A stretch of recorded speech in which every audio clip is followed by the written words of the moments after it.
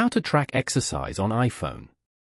To get started, first of all go ahead and open up the Settings application on your iPhone.